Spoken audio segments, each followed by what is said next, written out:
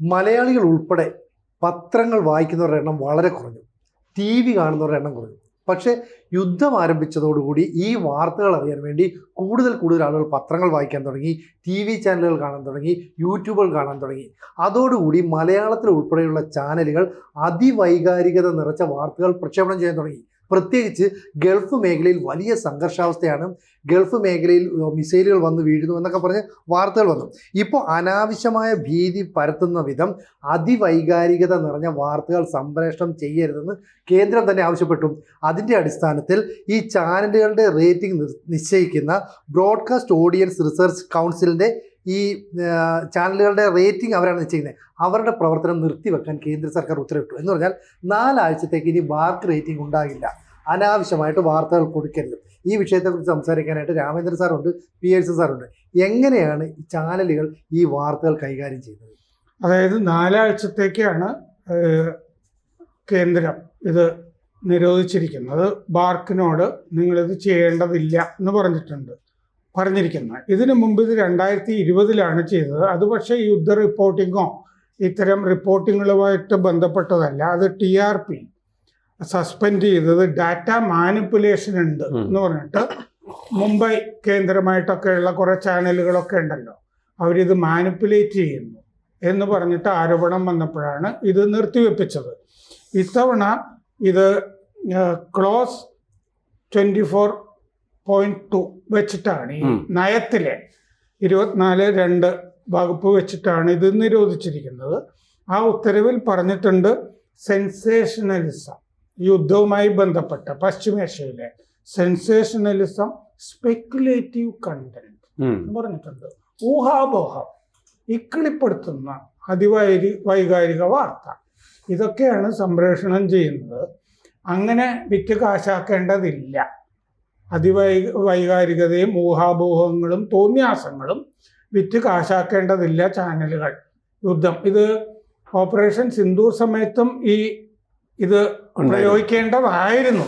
പിന്നെ അത് 3 ദിവസമല്ലേ ഉണ്ടായിരുന്നുള്ളൂ. പക്ഷെ അതിനപ്പുറം ഇവിടെ അനാവശ്യമായ ഭീതി പരത്തുന്നു എന്നുള്ളതാണ് മലയാളികളുള്ളതാണ്. ഇതിൻ്റെ അകത്ത് സംഭവിച്ചത് എന്താണെന്ന് വെച്ച് കഴിഞ്ഞാൽ GCC രാജ്യങ്ങളിൽ 35 ലക്ഷം മലയാളികളുണ്ട്. ഇത് യുദ്ധം തുടങ്ങിയപ്പോൾ എന്ത് ചെയ്തു എന്ന് വെച്ച് കഴിഞ്ഞാൽ മലയാള ചാനലുകളൊക്കെ ചെയ്തത്, അവർക്കൊരു അജണ്ട ഉണ്ടാവുമല്ലോ, അവരുടെ മുതലാളിമാരും ഒക്കെ ഉണ്ടാവുമല്ലോ, ഫണ്ട് കൊടുക്കുന്നവര്. അപ്പൊ ഇറാൻ അനുകൂലമായിട്ട് വാർത്തകൾ പ്രചരിപ്പിക്കാൻ തുടങ്ങി. ഇറാൻ അനുകൂലം എന്ന് പറഞ്ഞാൽ ഇവർ ജോലി ചെയ്യുന്നതൊക്കെ ബഹ്റൈനിലും ദുബായിലും അബുദാബിയിലും കുവൈറ്റിലും ഒക്കെയാണ് ജോലി ചെയ്യുന്നത്. അവിടെയുള്ള മലയാളികൾ ചെയ്യുന്നത് ഇറാൻ നമ്മളെയൊക്കെ മര്യാദ പഠിപ്പിക്കുന്നു എന്ന് പ്രചരിപ്പിക്കാൻ തുടങ്ങി. സോഷ്യൽ മീഡിയയിലും ഉൾപ്പെടെ ചാനലുകളിലും ഒക്കെ GCC രാജ്യങ്ങളെ ആക്രമിക്കുകയാണ് ഇറാൻ. അപ്പൊ ഇറാൻ ചെയ്യുന്നത് മര്യാദ പഠിപ്പിക്കുകയാണ് എന്ന് പറഞ്ഞിട്ട്, എന്നിട്ട് ഖമനൈ വീരൻ എന്ന് പറഞ്ഞിട്ട് ഇങ്ങനെ പറഞ്ഞുകൊണ്ടിരിക്കുന്നു. ഇറാനാണ് ഇപ്പോൾ ലോകത്തിലെ ഏറ്റവും വലിയ രാജ്യം. ഇറാനെ തൃപ്തിപ്പെടുത്തി കഴിഞ്ഞാൽ മുസ്ലിം പ്രീണനമായി എന്ന് പറഞ്ഞിട്ട് ഇവിടുത്തെ ഈ രാഷ്ട്രീയ താല്പര്യം ഉണ്ടല്ലോ, ആ സമയത്ത് CPO പറഞ്ഞല്ലോ ഖമനി മഹാനാണെന്നൊക്കെ പറഞ്ഞിട്ട്. കേന്ദ്ര നയം ശരിയല്ല, ഖമനിയുടെ മരണത്തിനെ അപലപിച്ചില്ല എന്ന് പറഞ്ഞിട്ട് സോണിയാഗാന്ധിയും മോനും ഒക്കെ കൂടി രംഗത്ത് വന്നല്ലോ. അപ്പൊ ചാനലുകളും അതിൻ്റെ കൂടെ നിൽക്കാൻ തുടങ്ങി. അങ്ങനെ ഇറാന്റെ കൂടെയും ഖമനിയുടെയും കൂടെ നിന്നിട്ട് മറ്റ് രാജ്യങ്ങളെ മുഴുവൻ അപഹസിക്കാൻ തുടങ്ങി. ആ സമയത്താണ് യൂസഫ് അലി രംഗത്ത് വന്നത്. യൂസഫ് അലി ഒരു വീഡിയോയിൽ ഈ എക്സാജറേഷൻ, എന്തുകൊണ്ടാണ് ഈ മലയാളം ചാനലുകൾ അഗ്രസീവ് ആകുന്നത് എന്ന് അവിടുത്തെ തന്നെ ഉന്നത ഭരണാധികാരികൾ ഗൾഫിലുള്ളവർ ചോദിക്കാൻ തുടങ്ങി. അവിടെ പ്രത്യേകിച്ചൊന്നും സംഭവിച്ചിട്ടില്ല. മിസൈലുകൾ അയക്കുന്നത് അമേരിക്കൻ കേന്ദ്രങ്ങൾക്ക് നേരെയാണെന്ന് ഇറാനും പറഞ്ഞിട്ടുണ്ട്. അതിൻ്റെ അവശിഷ്ടങ്ങളൊക്കെ താഴേക്കൊക്കെ പതിക്കും, അങ്ങനെയൊക്കെ സംഭവിക്കും. അപ്പോൾ മിനിസ്ട്രി ഓഫ് ബ്രോഡ്കാസ്റ്റിംഗ് 4 ആഴ്ചത്തേക്ക് ഇതിപ്പോൾ തടഞ്ഞിരിക്കുന്നു. കുറെ കഴിയുമ്പോൾ ഇത് മര്യാദക്കല്ല എന്ന് കണ്ടു കഴിഞ്ഞാൽ ലൈസൻസും എടുത്ത് കളയുന്നുള്ള ഭയമുണ്ട്. അതുകൊണ്ടാണ് ഇപ്പോൾ സംഭവിച്ചത് എന്താണെന്ന് വെച്ച് കഴിഞ്ഞാൽ ഇപ്പോൾ യുദ്ധവാർത്തകൾ പോലും ചാനലിൽ ഇല്ലാണ്ടായി. യുദ്ധവാർത്തകൾ സംപ്രേഷണം ചെയ്താൽ തന്നെ അബദ്ധമാവുമോ എന്നുള്ള സംശയം വന്നു. നമ്മൾ കാണുന്നത് എന്താണെന്ന് വെച്ചാൽ ഈ ഓപ്പറേഷൻ സിന്ദൂർ കാലത്തും ചില ചാനലുകളിലൊക്കെ ഈ ഓഗ്മെന്റഡ് റിയാലിറ്റി എന്ന് പറഞ്ഞിട്ട് ഇതെന്ത് ക്ണാപ്പാണെന്നുള്ളത് എനിക്കും മനസ്സിലായിട്ടില്ല. നമ്മൾ വസ്തുതയല്ലേ ആളുകളോട് പറയട്ടെ. അവിടുത്തെ ഒരു അവതാരകൻ ഈ മിസൈലിലും റോക്കറ്റിലും ഒക്കെ കയറിയിട്ട് പുള്ളി ആകാശത്തൂടി ഇങ്ങനെ പറന്ന് നടക്കുന്നതൊക്കെ ആയിട്ട് കാണിച്ചിട്ട് ഇങ്ങനെ തോന്നിയാസമൊക്കെ ഇങ്ങനെ പറയാണ്. ഇവിടെ ഈ പൊങ്കാലയൊക്കെ റിപ്പോർട്ട് ചെയ്യില്ലേ, അവിടെ ഇരുന്നിട്ട് ഇപ്പൊ തീ നന്നായിട്ട് കത്തി തുടങ്ങി എന്നൊക്കെ ഈ രീതിയിലാണിത്. ദുബായ് ഇപ്പൊ കത്തുന്നു. ഈ നമ്മുടെ മലയാളം വലിയ ചാനലുകളിലൊക്കെ, മുഖ്യധാര പത്രങ്ങളുടെയൊക്കെ വലിയ ചാനലിലൊക്കെ മറ്റേ തീയും പുകയും ദുബായിൽ എന്നൊക്കെ പറഞ്ഞിട്ട് വലിയ ഫ്ലാഷ് ബ്രേക്കിംഗ് ന്യൂസ് എന്നൊക്കെ പറഞ്ഞു. സത്യത്തിൽ യുദ്ധ റിപ്പോർട്ടിങ് ഇങ്ങനെയല്ല. യുദ്ധത്തിൻ്റെ അകത്ത് ഈ പൊട്ടുന്നത് ഒരു ദിവസം ചിലപ്പോൾ അവിടെ ഇവിടെയും 1-2 തവണ മാത്രമായിരിക്കും ഇത് സംഭവിക്കുന്നത്. ഇത് കൂടുതൽ ഇങ്ങനെ നിരന്തരം ഈ യന്ത്രത്തോക്കുകൾ ഗർജിക്കുന്നത് പോലെയൊന്നും ഇതിൻ്റെ അകത്തില്ല. അത് പ്ലാൻ ചെയ്ത് സ്ട്രൈക്ക് ചെയ്യുന്നതാണ്. അത് പറയുക എന്നല്ലാതെ പിന്നെ ഈ ഇതിൽ തന്നെ കേന്ദ്രം പറഞ്ഞിട്ടുണ്ട്, ഈ സംഘർഷ മേഖലകളിലുള്ള ഉള്ള ആളുകളുടെ കുടുംബങ്ങൾ, അവരുടെ സുഹൃത്തുക്കൾ, ഇവരെയൊക്കെ പേടിപ്പിക്കുന്ന വിധത്തിൽ അതിവൈകാരികവും വസ്തുതാവിരുദ്ധവുമായ ഉള്ളടക്കങ്ങളാണ് സംപ്രേഷണം ചെയ്തുകൊണ്ടിരുന്നത് എന്ന് പറഞ്ഞിട്ടുണ്ട്. അപ്പോൾ യുദ്ധത്തിനെയും ഇവര് മറ്റേ അവിഹിത പരമ്പരകളില്ലേ അതുപോലെ കൈകാര്യം ചെയ്യാൻ തുടങ്ങി. മറ്റേ കുടുംബങ്ങളിൽ ഭീതി വിതയ്ക്കാൻ തുടങ്ങി. അതിനെതിരായ ഒരു കേന്ദ്ര ആക്രമണമാണ് ഇപ്പം നടന്നത്.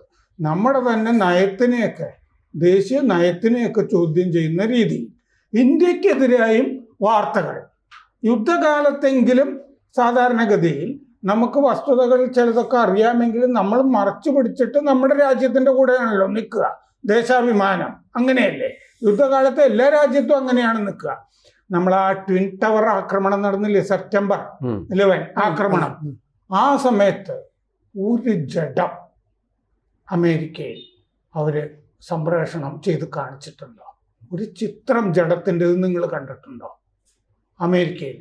ഇല്ല.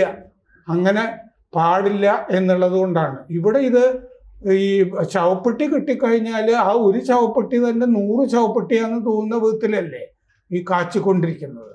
അപ്പം ഈ വൃത്തികേട്, ഈ കുടുംബം കലക്കി പരിപാടി ഇത് നിർത്തണം എന്നാണ് കേന്ദ്രം പറഞ്ഞിരിക്കുന്നത്. ഈ കാഴ്ചക്കാരുടെ എണ്ണത്തെ അടിസ്ഥാനമാക്കിയാണ് ചാനലിൻ്റെ റേറ്റിംഗ് നിശ്ചയിക്കുന്നത്. അതുകൊണ്ട് തന്നെ സ്വാഭാവികമായിട്ടും കിടമത്സരം ചാനലുകൾക്കിടയിൽ ഉണ്ടാകും. അപ്പോൾ ഈ പറയുന്ന അതിവൈകാരികത നിറഞ്ഞ അതല്ലെങ്കിൽ സെൻസേഷണൽ റിപ്പോർട്ടിങ്ങിലേക്ക് ചാനലുകൾ കിടക്കും. അപ്പോൾ ഒരാൾ ചെയ്തതിന് അപ്പുറത്തേക്ക് ചെയ്യുക എന്നുള്ളത് ഡെസ്കിൽ നിന്നുള്ള ഒരു പ്രഷറായിട്ട് വരും. അപ്പോൾ ഈ സാർ നേരത്തെ പറയുന്നത് ഈ ഓഗ്മെൻറ്റഡ് റിയാലിറ്റിയൊക്കെ വരും എന്ന് പറഞ്ഞാൽ അവിടെ നടക്കുന്ന സംഭവങ്ങളെ ആർട്ടിഫിഷ്യൽ ഇൻ്റലിജൻസ് വെച്ച് റീക്രിയേറ്റ് ചെയ്യുന്നു. എന്നിട്ട് ഇത് ഇങ്ങനെയാണെന്ന് പറയും. അപ്പോൾ അത് ശരിയായ രീതിയിൽ അവതരിപ്പിച്ചാൽ ഓക്കെ. അല്ലാതെ മിസൈലിൻ്റെ പുറത്ത് കയറിയിരുന്ന് യാത്ര ചെയ്യുന്നു, കപ്പലിൻ്റെ പുറത്ത് കയറി ഇങ്ങനെ മിസൈൽ ഇട്ടു എന്നൊക്കെ പറയുന്നത് നമുക്ക് ആദ്യകാലത്തൊക്കെ രസമാണ്. പക്ഷേ ഇപ്പം AI വളരെ വ്യാപകമായതുകൊണ്ട് അതിലൊന്നും ആളുകൾക്ക് താല്പര്യമില്ല. സത്യത്തിൽ യുദ്ധം മാറ്റി നിർത്തിയാൽ പോലും ഈ ചാനലുകൾ ഒക്കെ ചെയ്യുന്നത് ശരിയായ റിപ്പോർട്ടിംഗ് ആണെന്ന് സാറിന് തോന്നുന്നു? അല്ല, നമ്മൾ കുറച്ചു കാലമായിട്ട് മനസ്സിലാക്കിയതും നമ്മൾ പറയാൻ ആഗ്രഹിക്കുന്ന ഒരു കാര്യമാണ്, ഈ മെയിൻ സ്ട്രീം ചാനലുകൾ അല്ലെങ്കിൽ മെയിൻ സ്ട്രീം TV എന്താണ് അവരുടെ ജോലി, എന്താണ് അവർ ഈ പത്രപ്രവർത്തനവുമായിട്ട് ബന്ധപ്പെട്ട് നിലനിർത്തേണ്ട ചില പോളിസികളുണ്ടല്ലോ. നമ്മളിതിന് ഫോർത്ത് എസ്റ്റേറ്റ് എന്നാണല്ലോ വിശേഷിപ്പിക്കുന്നത്. അപ്പോൾ സാധാരണ രീതിയിൽ നമ്മളെയൊക്കെ പഠിപ്പിച്ചിട്ടുള്ളതും നമ്മൾ മനസ്സിലാക്കിയിട്ടുള്ളതും ജേർണലിസത്തിൻ്റെ ഒരു വാച്ച് ഡോഗ് ജേർണലിസം എന്ന് പറയുന്ന ഒരു കൺസെപ്റ്റ് നമ്മുടെ സമൂഹത്തിന് ആവശ്യമായിട്ടുള്ള മുന്നറിയിപ്പുകൾ കൃത്യമായിട്ട് നൽകി, വസ്തുതകൾ നൽകി, അവരെ കൃത്യമായിട്ട് ബോധവൽക്കരിച്ച് സമൂഹത്തിന് ഒരു തരത്തിലും പരിക്കില്ലാത്ത രീതിയിൽ സമൂഹത്തെ ചലിപ്പിക്കുന്നതിന് വേണ്ടിയുള്ള ഒരു ഇൻസൈറ്റാണ് അവർ കൊടുക്കേണ്ടത്.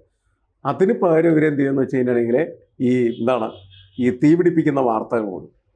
തീപിടിപ്പിക്കുന്ന വാർത്തകൾ കൊടുക്കുമ്പോൾ ആളുകളെ കൂടി ഈ തീപിടിപ്പിക്കുന്ന വാർത്തകൾ കാണാനും കേൾക്കാനും ചർച്ച ചെയ്യാനുമായിട്ട് തയ്യാറാകുമ്പോഴാണ് ഇവരുടെ ഈ മാർക്ക് റേറ്റിങ്ങിന് കൂടുകയും അതിൻ്റെ അടിസ്ഥാനത്തിൽ പരസ്യം കൂടുകയും, പരസ്യം കൂടുന്നതിൻ്റെ അടിസ്ഥാനത്തിൽ വരുമാനം കൂടുകയും, അങ്ങനെ അന്ന് രാത്രി ഇവരെ എല്ലാവരും കൂടി വട്ടം കൂടി ഒന്ന് നൃത്തം ചെയ്യും. നമ്മളിന്ന് ശരിയാക്കിയിട്ടുണ്ടല്ല. ഇത് മനസ്സിലാക്കിയിട്ടാണ് അവസാനം നിക്കക്കള്ളിയില്ലാതെ കേന്ദ്രം യഥാർത്ഥത്തിൽ അവർ ഇങ്ങനെ ഒരു പ്രയോഗം തന്നെ നടത്തിയിരിക്കുന്നതാണ്. ശരിയാണ്, ദേശവിരുദ്ധമായ രീതിയിൽ വരാവുന്ന വാർത്ത ഒന്ന് വന്നു കഴിഞ്ഞു.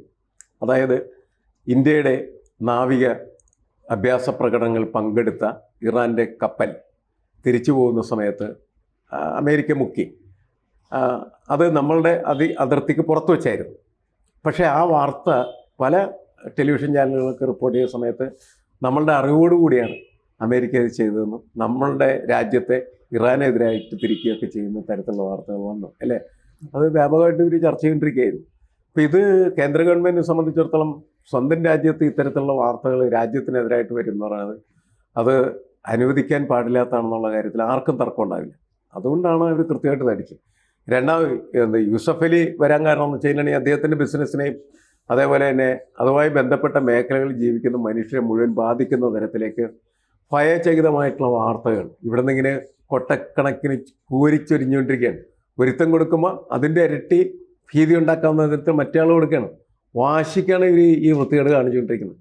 സെൻസേഷനലിസം അടിച്ച് പരത്തി പറപ്പിച്ച് ആളുകൾ മുഴുവൻ ഭയപ്പെടുത്തി കാശുണ്ടാക്കുന്ന ഏറ്റവും വൃത്തികെട്ട ഒരു വ്യവസായമായിട്ട് ഇത് മാറ്റിക്കഴിഞ്ഞിരിക്കുകയാണ് ചെയ്യുന്നത്. അപ്പോൾ ഇവിടുത്തെ ഈ വൃത്തികെട്ട ഈ സമീപനം തിരുത്തുക എന്ന് പറയുന്നത് അടിയന്തരമായി ചെയ്യേണ്ട കാര്യമാണ്. ഞാൻ ചോദിക്കുന്നത് യുദ്ധത്തിൻ്റെ കാര്യത്തിൽ മാത്രമാണ്. മറ്റുള്ള വിഷയങ്ങളിലും ഇവരെടുക്കുന്ന നിലപാടെന്താണ്? ശരിയായിട്ടുള്ള വാർത്ത സത്യസന്ധമായിട്ടുള്ള രീതിയിൽ പറയുമ്പോൾ ഇതിന് പരസ്യം സത്യം ധീരം നൂതനം എന്നെല്ലാം പറഞ്ഞ് അടിച്ചു കയറ്റും. നിരന്തരം അവീതം നിരന്തരം. അതാണ് യഥാർത്ഥത്തിൽ സംഭവിച്ചുകൊണ്ടിരിക്കുന്നത്. അപ്പോൾ അത്തരം വാർത്തകൾ വിറ്റാണ് ഇവർ ജീവിക്കുന്നത്. ഒരു മോശമായൊരു കാര്യമായിട്ടാണ് എനിക്കെപ്പോഴും തോന്നിയിട്ടുള്ളത്. പത്രപ്രവർത്തനത്തിന് നേരത്തെ ഉണ്ടായിരുന്ന ഒരു ക്രെഡിബിലിറ്റി ഉണ്ട്. അതുപോലെ തന്നെ അതിൻ്റെ ഒരു അന്തസ്സ്, പത്രപ്രവർത്തനാവുക എന്ന് പറയുന്നത് വളരെ മഹത്തായിട്ടുള്ളൊരു കാര്യം നിർവഹിക്കുന്നതിന് വേണ്ടിയിട്ട് ഒരു ദൗത്യം തിരഞ്ഞെടുക്കുന്ന വ്യക്തി എന്ന നിലക്കാണ് പത്രപ്രവർത്തകരെ ഒരു കാലത്ത് സമൂഹം കണ്ടത്. അതൊക്കെ ഇവർ അടിച്ചു പൊളിച്ച് തകർത്ത് തരിപ്പണായിക്കൊണ്ടിരിക്കുകയാണ് ചെയ്യുന്നത്. അതിനെതിരെ എനിക്ക് തോന്നുന്നത് സമൂഹത്തിൻ്റെ ഒരു മനസ്സാക്ഷി തന്നെ ഉയരേണ്ടത് ആവശ്യം. എന്ത് തോന്നുന്നു? അതല്ലേ ഈ വാർ റിപ്പോർട്ടിങ്ങുമായി ബന്ധപ്പെട്ട് ഇപ്പോൾ ജേർണലിസം ഒക്കെ പഠിക്കാൻ പോകുമ്പോൾ എംബഡഡ് ജേർണലിസം എന്നൊക്കെ കേട്ടിട്ടുണ്ട്. പക്ഷേ അതിൻ്റെ ബേസിക് തിയറി പോലും അപ്ലൈ ചെയ്യാത്ത രീതിയിൽ ഇത്തരം വാർത്തകൾ ഈ പറയുന്ന വിഷ്വൽ മീഡിയയിലൂടെ നൽകുമ്പോഴേ, അപ്പം നമുക്കറിയാലോ ഈ ഒരുപാട് ഈ ന്യൂസ് ഏജൻസികൾ ലോകത്തിൻ്റെ വിവിധ ഭാഗങ്ങളുണ്ട്. അവർക്ക് കിട്ടുന്ന വിഷ്വൽസ് ഒക്കെ സ്വാഭാവികമായിട്ടും ചാനലിൽ കൊടുക്കും. പക്ഷെ അത് ഉപയോഗിക്കുന്ന കാര്യത്തിലുള്ള നിയന്ത്രണം അത് എപ്പോൾ പാലിക്കുന്നുണ്ടോ എന്ന് സംശയമല്ലേ?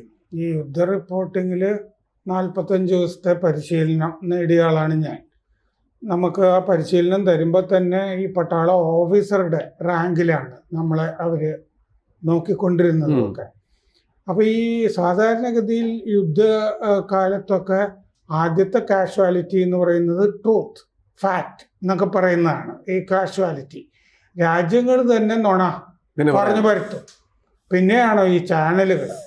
അപ്പോൾ ഈ അങ്ങനെ ഇരിക്കുമ്പോഴാണ് ഇതിൻ്റെ അകത്ത് ഇന്ത്യ തന്നെ നമ്മുടെ രാജ്യത്തിനെ തന്നെ ഈ ചാനലുകൾ അത്യാഹിത വിഭാഗത്തിൽ പ്രവേശിപ്പിക്കുന്ന നില വന്നത്.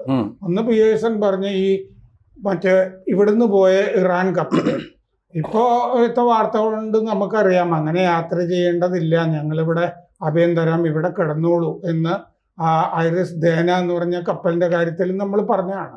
ഇപ്പോൾ കൊച്ചിയിൽ ഒരെണ്ണം ഉണ്ടല്ലോ, മറ്റേ കാര്യത്തിലും പറഞ്ഞ. ഇത് പറഞ്ഞ എന്താന്ന് വെച്ച് കഴിഞ്ഞാൽ ആ കപ്പലും മുമ്പ് ഈ ശ്രീലങ്കയിൽ മറ്റേ ടോർപിഡോ വെച്ച് തകർത്ത കപ്പലും മുമ്പ് റഷ്യയിലേക്ക് ഇറാനിൽ നിന്ന് ഡ്രോൺ കൊണ്ടുപോയതിൻ്റെ പേരിൽ അമേരിക്ക 2023 ഉപരോധം ഏർപ്പെടുത്തിയ കപ്പലാണത്. എന്ന് പറഞ്ഞാൽ അമേരിക്കയുടെ നിരീക്ഷണത്തിലുള്ള കപ്പലാണ് അത്. അപ്പോൾ അതുകൊണ്ട് അതിൻ്റെ പിന്നാലെ അമേരിക്ക എപ്പോഴും അത്തരം കപ്പലുകൾക്ക് എതിരെ ഉള്ളതാണ്. ഇത് അറിഞ്ഞിട്ട് കൊണ്ടായിരിക്കും നിങ്ങൾ യാത്ര ചെയ്യേണ്ടതില്ല നമ്മൾ പറഞ്ഞത്. നമ്മുടെ അതിർത്തിയിൽ നിന്ന് പോയി സംഭവിച്ചാണ്. പിന്നെ മാഡവും രാഹുൽ ഗാന്ധിയൊക്കെ പറഞ്ഞതിന് അനുസരിച്ചിട്ടാണ്, തെരഞ്ഞെടുപ്പ് കാലമാണല്ലോ, ചാനലുകൾ നീങ്ങുന്നത്. ആ പോഴത്തരം ഇവരും സംപ്രേഷണം ചെയ്യാൻ തുടങ്ങി. ഇന്ത്യയുടെ ഉത്തരവാദിത്തമാണ്, ഇന്ത്യ അത് ചെയ്തില്ല. രണ്ടാമതാണ് മറ്റേ 30 ദിവസത്തേക്ക് ഇളവ്. അമേരിക്ക ഇന്ത്യ അമേരിക്കയുമായിട്ട് ഒരു കരാറിൽ ഇതുവരെ ഒപ്പുവെച്ചിട്ടില്ല. മറ്റേ താരിഫ് കരാറിൽ സുപ്രീം കോടതിയിൽ നിന്ന് ട്രംപിന് അടികിട്ടി. അയാൾ പെട്ട് കിടക്കുകയാണ് അവിടെ. ഈ യുദ്ധത്തിലും അയാൾ പെടും. കാരണം അവിടെ നവംബറിൽ ഇടക്കാല തെരഞ്ഞെടുപ്പ് നടക്കുകയാണ്. കോൺഗ്രസ്സിൽ അയാൾക്ക് ഭൂരിപക്ഷം കിട്ടണമെന്നില്ല. ഈ യുദ്ധം അയാൾ താരിഫ് അവിടുത്തെ ജനങ്ങളെ അയാൾ പൊറുതിമുട്ടിച്ചു. യുദ്ധവും അവിടെ ജനങ്ങളുടെ നേർക്ക് വെച്ചു എന്ന് പറഞ്ഞിട്ട് ഈ തെരഞ്ഞെടുപ്പിൽ ചിലപ്പോൾ തോറ്റുപോകാനുള്ള സാധ്യതയൊക്കെ ഉണ്ട്. അങ്ങനെ ഇരിക്കുമ്പോഴാണ് അയാൾ പറഞ്ഞ പച്ചക്കൊള്ളം 30 ദിവസത്തേക്ക് ഇന്ത്യക്ക് ഇളവെന്ന്. ഇന്ത്യ റഷ്യയിൽ നിന്ന് എണ്ണ മേടിച്ചുകൊണ്ടിരിക്കുക ഇപ്പോഴും. മാത്രമല്ല 3 ടാങ്കറുകൾ ഈ 30 ദിവസത്തെ ഇളവ് തരുന്നതിന് മുമ്പേ ഇന്ത്യയിൽ എത്തിക്കഴിഞ്ഞു. വാദിനാർ എന്ന് പറഞ്ഞ ഗുജറാത്ത് തുറമുഖം പാരദ്വീപില്. മാധ്യമങ്ങൾ മാത്രമല്ല നുണ പറയുന്നത്, രാഷ്ട്രം തന്നെ നുണ പറയുന്നത്. ട്രംപ് നുണ പറയാണ്. ട്രംപ് നുണ പറയുന്നു. ട്രംപ് നിരന്തരം നുണ പറയുന്നു. അയാള് ആണ് മറ്റേ പാകിസ്ഥാനുമായിട്ടുള്ള യുദ്ധം നിർത്തിയതെന്ന് അയാൾ എത്ര തവണ പറഞ്ഞു. അത് കള്ളമാണെന്ന് പറഞ്ഞാലും രാഹുൽ ഗാന്ധിയും അമ്മയും സമ്മതിക്കില്ലേ? അതിനനുസരിച്ചിട്ടാണ് ഇവിടെ മുഖ്യധാര മാധ്യമങ്ങൾ. അപ്പൊ നമുക്ക് നയാര എന്ന് പറഞ്ഞ എണ്ണ ശുദ്ധീകരണശാല ഗുജറാത്തില്, അതില് റോസ്നെഫ്റ്റ് എന്ന് പറഞ്ഞ എണ്ണ ഭീമൻ റഷ്യയില്, അവർക്ക് 49% ഓഹരിയുണ്ട്. അവരുടെ എണ്ണ ശുദ്ധീകരണശാല റഷ്യ, അങ്ങോട്ട് റഷ്യയുടെ ക്രൂഡ് ഓയിൽ വരില്ലേ ശുദ്ധീകരിക്കാൻ? അത് വേണ്ടെന്ന് പറയാൻ ട്രംപ് ആരാണെന്നേ. ഇവിടെ ഇപ്പൊ ചുരുക്കം പറയാൻ ഈ വാർത്താ വിതരണ മന്ത്രാലയം ഇടപെട്ടിട്ട് 4 ആഴ്ചത്തേക്ക് ഈ റേറ്റിംഗ് നിർത്തിവെക്കുന്നു. ഈ റേറ്റിംഗ് നിർത്തിവെക്കുന്നു പറഞ്ഞാൽ ഇപ്പൊ മോദി ഇടപെട്ടു, അങ്ങനെ യുദ്ധം വിറ്റ് തിന്നുമൊന്നും വേണ്ടെന്ന് പറഞ്ഞാൽ. അതുകൊണ്ട് ഇപ്പൊ കാണുന്നത് വിഷ്വൽ മീഡിയയിൽ പ്രധാന വാർത്തകൾ പറയുമ്പോൾ 3-ാമത്തെയോ 4-ാമത്തെയോ വാർത്തയായിട്ട് ഈ യുദ്ധത്തിന്റെ വാർത്തകൾ മാറും. പക്ഷെ പൊസിഷൻ മാറി, ഒന്നിൽ നിന്ന് 4ലേക്ക് മാറി. അതെ, പക്ഷേ റിയൽ ആയിട്ടുള്ള സംഭവങ്ങൾ ഉണ്ടല്ലോ. ഇപ്പം ദുബായിക്ക് നേരെ ഒരു ആക്രമണം നടത്തുന്നു, അത് റിയൽ ആയിട്ട് നടക്കുന്ന സംഭവമാണ്. ഇറാന്റെ അടുത്ത ആക്രമണം ഇന്ന രീതിയിലാണ്, അല്ലെ അമേരിക്ക. അപ്പൊ റിയൽ ആയിട്ടുള്ള കാര്യങ്ങൾ റിപ്പോർട്ട് ചെയ്തതിനപ്പുറത്തേക്ക് വൈകാരികത കുത്തി നിറയ്ക്കുന്നു. ഇനിയും അങ്ങനെ മാറി നിൽക്കുമെന്ന് തോന്നുന്നുണ്ടോ ചാനലുകൾ? അല്ല, ഇങ്ങനെ നിയമം വന്നാൽ മാറി നിൽക്കാതിരിക്കാൻ പറ്റില്ല, അവനെ അടച്ചു കൂട്ടിക്കും അല്ലെ. ലൈസൻസ് കളയെന്ന് പറഞ്ഞാലും മൊത്തം കച്ചവടം തീരുമല്ലോ. അതാണുള്ള പ്രശ്നം. നമ്മള് നിയമം അനുസരിക്കുന്നത് എന്തുകൊണ്ടാണ്? ഭയപ്പെട്ടിട്ടാണ്. അല്ലെങ്കിൽ ആരാണ് നിയമത്തെ അനുസരിക്കാൻ തയ്യാറാണ്? ഇവരെത്ര പണം ഉണ്ടെങ്കിലും എത്ര സമ്പത്തുണ്ടെങ്കിലും ഇവർക്കും നിയമത്തിന്റെ മുന്നിൽ ഭയന്ന് നിൽക്കേണ്ടി വരും. അതുകൊണ്ട് അനാവശ്യമായിട്ടുള്ള തെറ്റായിട്ടുള്ള സെൻസേഷണലായിട്ടുള്ള വാർത്തകൾ, അതായത് പെൺകുട്ടി അവരുടെ വസ്ത്രത്തിന് തീ പിടിച്ചു, നഗരമധ്യത്തിലൂടെ ചീറിപ്പാഞ്ഞു എന്നൊക്കെ പറഞ്ഞുള്ള ആ സൈസ് വാർത്തകളൊക്കെ അവർ നിർത്താൻ ബാധ്യസ്ഥരാണ്, ഇങ്ങനെ പറഞ്ഞാൽ മാത്രം. അപ്പോൾ സെൻസേഷണലിസം തുടരുകയാണെങ്കിൽ ഈ പറയുന്ന 1 മാസത്തേക്ക് മരവിപ്പിച്ചിരിക്കുന്ന ഈ മാർക്ക് റേറ്റിംഗിൻ്റെ പദ്ധതി ഉണ്ടല്ലോ, അത് ഇനിയും നീട്ടുമെന്നും കേന്ദ്രം മുന്നറിയിപ്പ് നൽകിയിട്ടുണ്ട്. എന്ത് സംഭവിക്കും എന്നുള്ളത് നമുക്ക് കാത്തിരുന്ന് കാണാം. കൂടുതൽ വാർത്തകളും വിശേഷങ്ങളും നിങ്ങളിലേക്ക് എത്താൻ ABC മലയാളം സബ്സ്ക്രൈബ് ചെയ്യുക, ബെൽ ബട്ടണും അമർത്തുക.